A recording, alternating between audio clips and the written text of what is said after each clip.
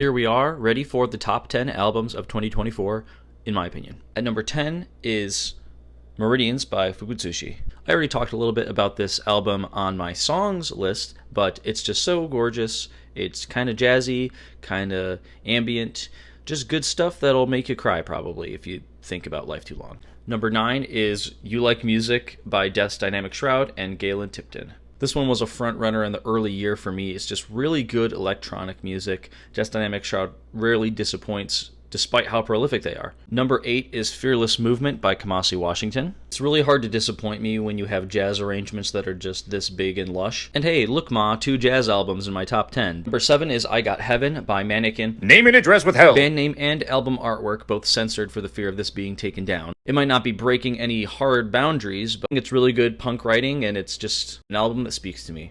Number 5, we have Saved, The Index by Reverend Kristen Michael Hayter. This is all music that was scrapped from last year's project Saved, so it's more of a compilation than anything. But because the DNA of Saved is so cohesive, this still works pretty well as its own record. While I'm glad Saved is how it is based on what could have been on there, this is a really nice assortment of songs.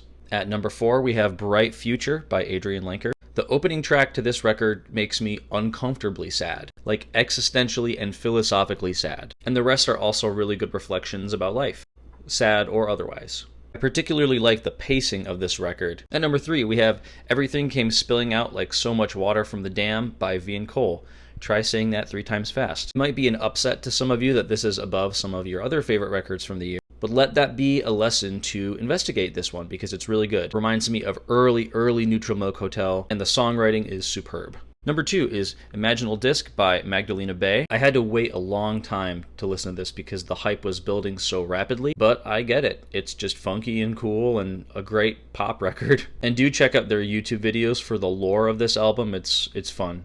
You'll thank me.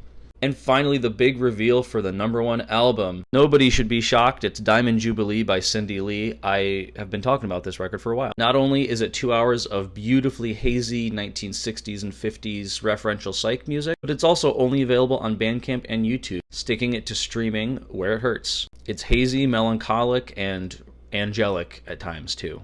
And that is it for 2024. What were some of your favorite albums of 2024? Let me know. Might be too late, but number 6 is Night Palace by Mount Eerie. Playful and dark, I can just tell that Phil feels like it was cathartic to make. And that makes me happy, despite the very reflective and sometimes dark musings.